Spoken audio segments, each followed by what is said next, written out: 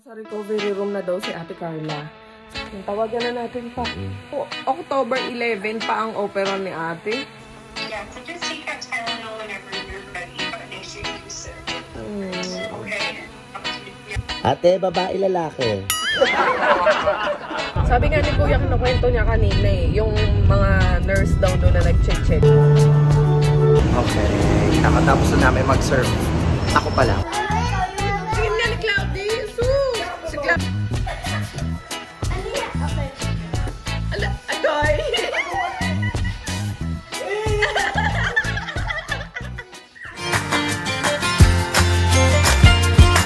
Nasa recovery room na daw si Ate Carla. Sakto kasi kakabalik ko lang galing school. Hinatid ko si Skyler. So, gising na din si Jack pagbalik ko. Tawagan natin sila Ate Carla. Nasa recovery room na daw si Ate. Ayan, hindi na namin natawagan bago sa operahan kasi nga grabe yung mga gawain namin nandoon. Tawagan na natin pa. Si Ate Carla. O, talagang kakagising lang namin. Nasa ba ngayon? Hello, Kuya. Good morning. Kuya, kamusta kayo? Akala ko October 11 pa ang opera ni Ate. Kaya nga patingin niya. Nanganak na? Ano, babae, lalaki? Nanganak na, babae, lalaki. Ah. Grabe, parang ka nanonood sa movie Ganyan-ganyan yung mga nasa movie.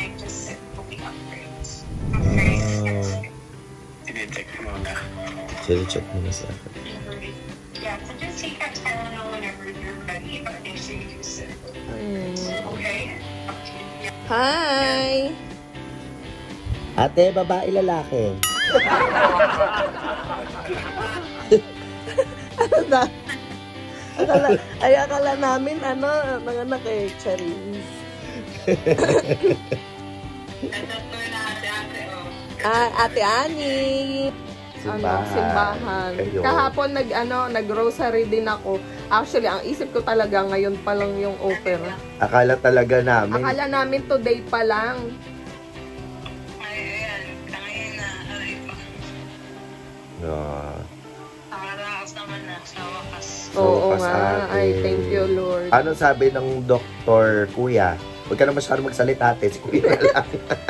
Sana yung spokesperson. Magpahinga ka muna, te. At ikay mag-ano. Oo. Kasi yung intubation, sinubuhan siya nung para, di ba, may minsan, may mga emergency na Oo. Kaya sinubuhan siya Tinubuhan siya. para pag sakaling may mangyari masama, maagapan ka. Oo. Kaya kailangan nakaano talaga. Hindi ka niya namamaga. Ano nangyari? Ano nangyari, Kuya? Anong sabi ng doc? Ayun nga, tinanggal yung pressure ko sa ulo niya. Kasi yung, namamanit na yung mga kamay niya. Lalo na nung lately, Tita Carla, nasa hospital. kaya inanata lang. Ginawa yung, Ando sa may sa drawer. Dalawang buto? din sa may bandang batok. Tinanggalan pala ng buto, no? Parang pinupit lang para makadaan yung yung parang tubig niya. Kasi hindi mo na yung fluid So may pressure, ano? Tapos nung ayaw pa niya makatulog kami na Talaga. matanong yung pampatulog. Laban na laban na. Sabi siguro nung katawan niya. Sabi nung katawan siguro ni ate, magluluto pa tayo. Huwag ka matutulog.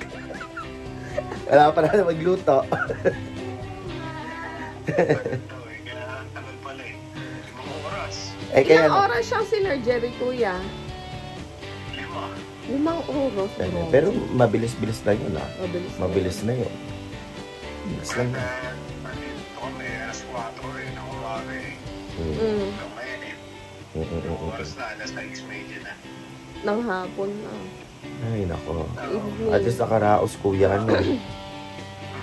Tsaka 4 na buwan sa magbabakasyon ngayon. 4 na buwan. Oo. Ay, sa'yo. Kamusta na yung kailamunan mo? Okay naman na yun. UTI naman ako ngayon. Ano ba? Hindi kasi nga, sobrang tapang ng antibiotic, di ba? UTI naman. Oo, UTI naman nangyari. Ganyan talaga ako after mag-antibiotic na yung UTI. Gusto ko naman, Kaya sabi kay Ninya, buko. sabi ko kay Ninya ano tawag dito? Ano to yung gargle nung ano? Oo, Bactidol nga yun. Ang tapang nung ano ko. Nandyan sila Jonas. wala na. Kami na dumaan si Jonas kasi dito rin nagtatrabaho sa hospital. Dyan pala siya ang hospital. Morning! Cloudy, okay na si Tita Carla. Diba, sabi ko sa'yo, ma-ooperahan siya dito, diba, dito. Okay na siya, Cloud. Kama, mag-hi ka kay Tita, dali. Katuwa talaga, guys, kasi sobrang naging smooth and very successful yung operation ni Ate Carla. Ang bilis lang din nila. Sabi nga ni Kuya, kinukwento niya kanina yung mga nurse daw doon na nag-check. Pagkabalik ni Ate sa recovery room after a few hours yata yun, tinatayo na agad siya. Subukan daw niyang tumayo at lumakad papunta doon sa kabilang kama kung kaya niya at okay siya. So, sabi ni Kuya Victor, samantalang diyan sa atin, sasabi, wag kang tumayo, wag kang gumalaw. Nakakatawa lang kasi, 'di ba? Ganun nila ini-encourage yung mga pasyente nila para in a sense malaman din agad kung merong diferensya, kung nahihilo ba siya, kung may imbalance ba siya. Alam mo yun, mga ganun, madidetect nila agad kaysa yung antagal mo nang nandoon sa ospital, tas saka palang malalaman na may side effect pala or something. Ilang araw na yung lumipas or ilang oras na yung lumipas. Well, anyway, as I've mentioned, sobrang bilis lang nung operation, and I think tomorrow morning uuwi na din sila sa bahay nila. Tapos ang bilin daw sa kanya, umakyat siya sa stairs. Ganun ka aggressive yung gusto nilang maging recovery ni Ate Carla. So thankful din naman ako and very grateful talaga kasi syempre no, iba yung opera sa ulo eh. Doon talaga kakabahan kayo. Sabi nga ni Kuya Victor, talagang kinakabahan siya eh. Kaya di siya umalis sa tabi ni Ate Carla, nandun lang siya the whole time. Kasi kami din naman dito nag rosaryo nga ako kahapon doon sa simbahan, and mamaya magpapa Thanksgiving mass na din kami ni Jet, and mag-rosary ulit ako. Sakto may serve ulit si Jet ng alas 12. So pagkasundo ko kay Skyler ngayon 11:30, dediretso na tayo sa simbahan para makapa Thanksgiving mass for 12 o'clock yun, and magro-rosary right after bilang din pasasalamat kay Mama Mary kasi talagang rosary kami para sa operation ni Ate Carla. Which is we do naman everyday, nagro-rosary kami, but this time may talagang hiniling kami, and binalik naman ni Mama Mary yung dasal namin, kaya ayun, maraming salamat talaga. And sa mga subscribers din na nagdasal, ayan, yung mga prayer warriors din natin dyan, maraming salamat guys, mga subscriber din nila Ate. Sobrang powerful talaga ng prayers.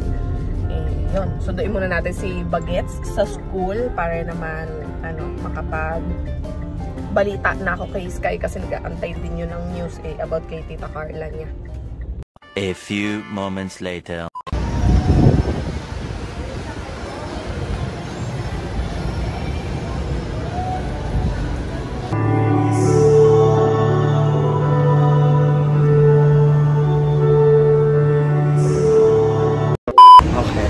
Nakatapos na namin mag-serve.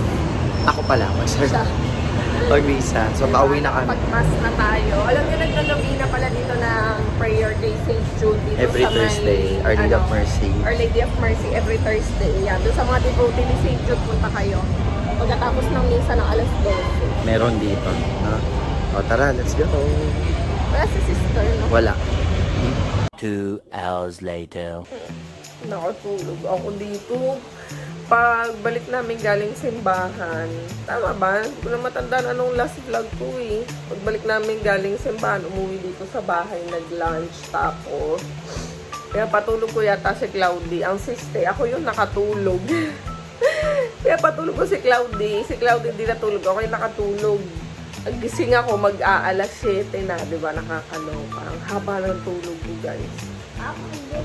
Si Skylar din eh, nakatulog eh. Kasi sila ni ate, nag-books kanina. Natapos niyo, anak? Hindi. Actually, hindi kami nakapag-book. Hala. Kasi, nung pinapatulog mo si Cloudy, bumaba si Cloudy. Tapos, nang bumaba si Cloudy, sabi ni Papa, buksan daw yung aircon sa baba. Tapos, nanood kami. Bakit ka nag-book? Nag-movie time kami nila at tsaka nila Cloudy. Papatulogin dapat namin ni Cloudy. Kami dalawa ni ate napatulog kay Cloudy.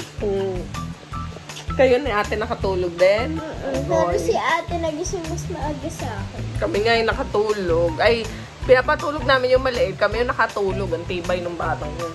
So anyway, ayan. Baba na tayo guys. Nakalis na si Jet. Meron siyang gig ngayon sa resorts yata siya eh. Tama ba? Alala ko. Antok pa yan. Lang niya po natulog si Mami. Ang sarap pa po natulog niya. Di wow po, no? Tinatungan ko lang pa.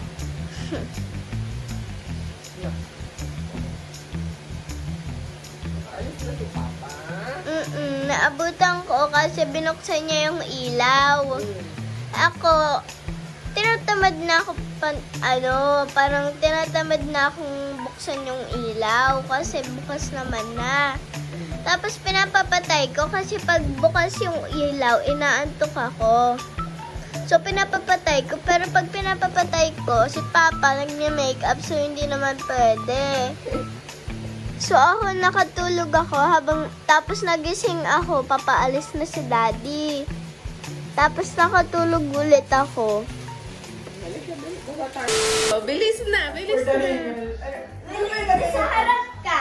Ano sa harap talaga? Tingin nga ni Cloudy. Sus! Si Cloudy, tignan mo ang galing mo. Paano yan? Sige. Bilis, oh. Oh, dali. 1, 2, 3, go. Kanina pa to sila. Ayan. Agay!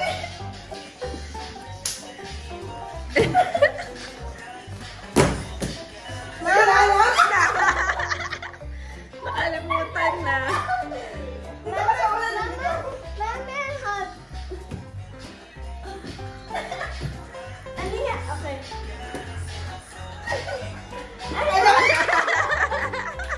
Kasi marunong na sumayaw.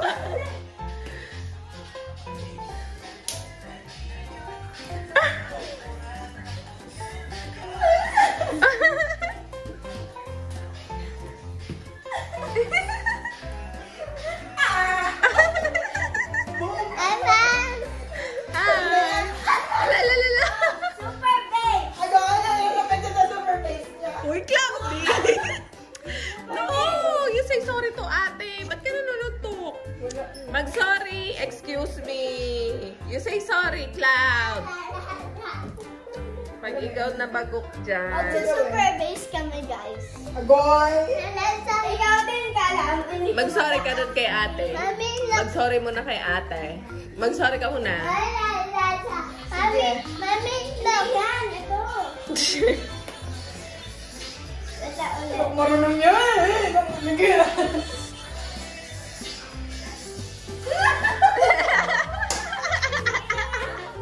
Marunong yan.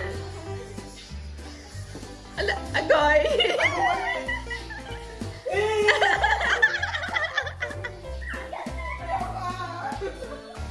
Si Mami. Kumain na kayo. Kulang lang yan sa pagkain. Gutom lang yan.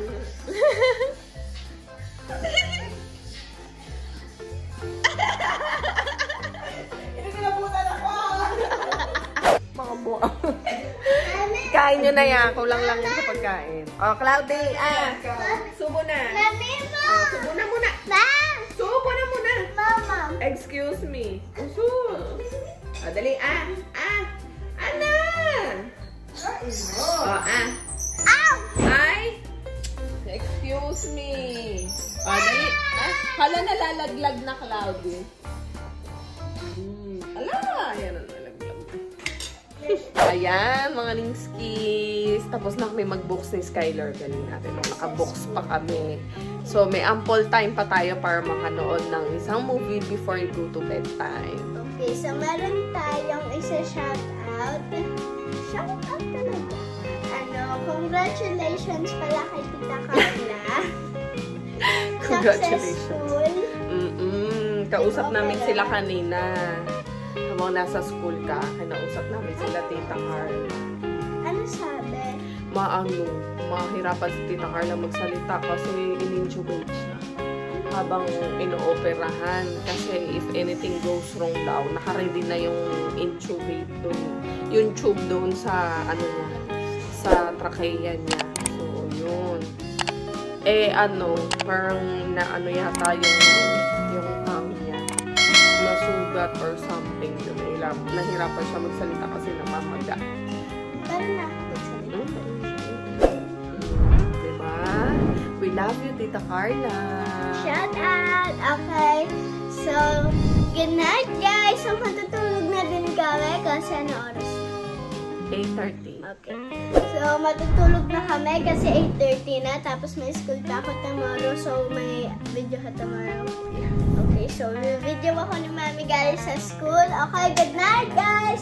Like and subscribe and hit that notification bell for our latest updates like this video. Good night!